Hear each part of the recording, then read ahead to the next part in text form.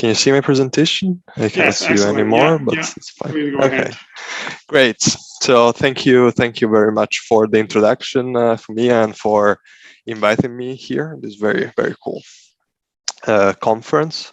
So before going into the core of the talk, just a shout out of this being an ongoing collaboration with Alin Al-Bushaffer and all his group. So the work that I'm going to present has many of my work and I believe many of the works that we are going to see and we have seen at this conference inspired by nature, by the amazement that we prove every time we look at animal kingdom, and more specifically here about capability of humans and other animals to perform periodic motions, natural and periodic motions, a very efficient and an effective way.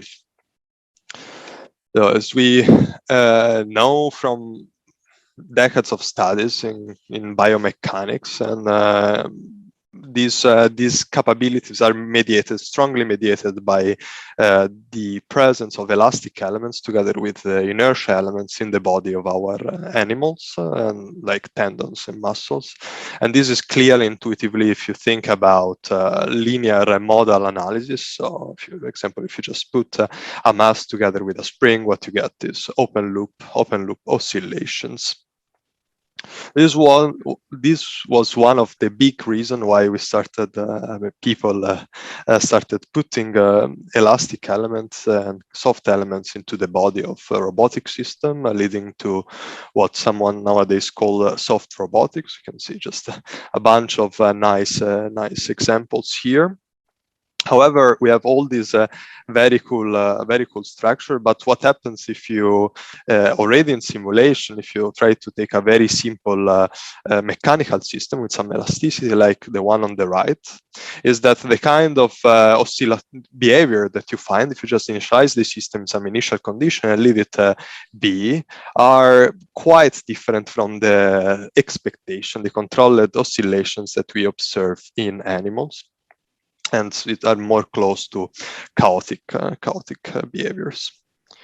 So the goal of this research is to look for the needle into haystack of looking for regularity, but open loop regularity into this haystack of chaotic behavior that we find in mechanical systems. And we do that with a framework that we call controlling eigenmanifolds, and let me try to convey the basic ideas of this framework in a few minutes. So what we do is that we divide the design in two steps. The first one is about analyzing or understanding what the robot can do well. So in terms of the its mechanics, what it can do in terms of oscillatory behavior. And we do that by extending the very linear model theory that I used at the beginning of the talk as a kind of intuition. So in linear system, you have all these eigenspaces, one for each degrees of freedom. And eigenspace can be seen as an infinite collection of periodic orbits with our open loop, and they start from the equilibrium and are self-similar, and you have one for each energy level. When you move to a nonlinear system or with some like a non-Euclidean matrix driving it, what you get is that this configuration, the state space gets curved, and as a consequence, we see that the eigenspace gets as well curved into a manifold, so a 2D surface, but still it maintains all the essential characteristics that I described before. So, for example, being an infinite collection of self-similar oscillations with open loop oscillations at different energy levels. Instead of going on the nitty-gritty of the mathematical definitions of this object, it's probably more interesting to look at some example just to get a grip of what this eigenmanifold represent. So this is one of the two eigenmanifold of inverted double pendulum with some parallel elasticity. And what you see here are three nonlinear modes, so three slices of these eigenmanifolds for three different energy levels. So what I want to stress, these are, once again, these are completely open loop oscillations. And you can look also more complex, high-dimensional mechanical system, like for example this KUKA robot with where we add some parallel elasticity to it. What I'm showing here is all the 7 mode eigenmanifolds of this robot, so 1 for each degrees of freedom, but just showing a slice, so for 1 energy level, 1 joule. So once we have a way to define what a robot is good in doing in terms of oscillatory behavior, the second step is to design controllers to sustain and excite these capabilities. And we do that, we're supposed to do that with 2 nested control loops. One is about stabilizing the eigenmanifold, so once you select one of the eigenmanifolds connected to some behavior that you want to generate, and then you make it an attractor by means of feedback control. And then the other is an energy regulator that keeps the energy constant in the system and allows to select the desired oscillation among the infinite ones that you have in your eigenmanifold. So this is the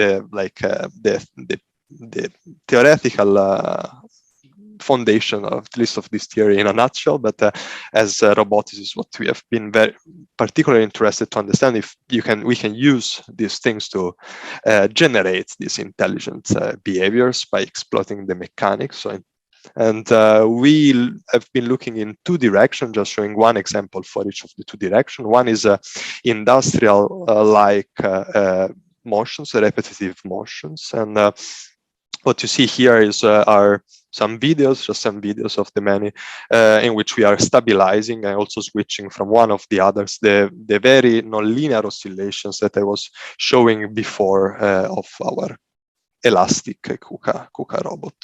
And you can imagine to use them to perform tasks like painting or whatever. The other one is, of course, locomotion. We already seen quite cool talks about this topic today. Let me start. Okay, it's not.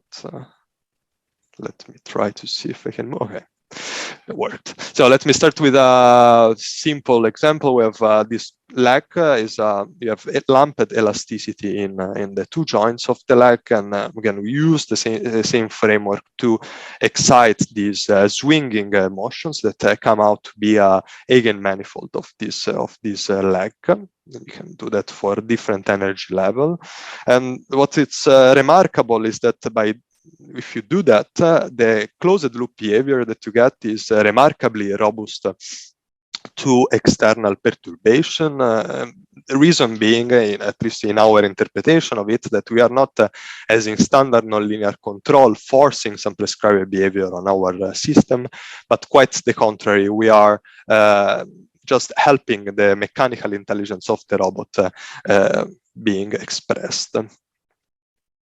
And moving to actual locomotion, we were recently able to combine multiple of these eigenmanifolds in a fully hybrid setting to obtain modal forward hopping using nonlinear modes, and we can modulate the energy of these modes to get different velocities of locomotion.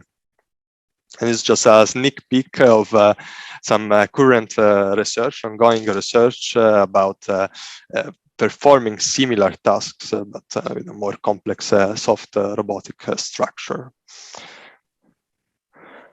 To conclude, we are also working on a MATLAB toolbox to automatically extract all the eigenmanifolds of a mechanical system expressed in your favorite way with your def equation or directly with the CAD. And we are hope that we'll be able to make it release it openly in a few months. That's all on my side. Thank you very much for your attention, and I look forward to the panel discussion. Okay, thank you, Cosimo. This is a really great overview of your work. Just a quick question. So your mechanical dynamics is mostly about the mass and the elasticity. These are is there any other components you're thinking about? I mean, in order to get to generate oscillation, yes, we are mostly focusing. I mean, you need what you see from the theory is that you need some way to store kinetic energy and some way to store potential energy. So we focus on springs, which just, I don't know, maybe they're just easy to implement, but you can think of any way of storing potential energy like magnetic field or other crazy stuff. And in principle, you should be able to obtain similar results. Excellent. Yeah, thank you. This was a really great introduction of your latest work. So let's talk about it in a few minutes.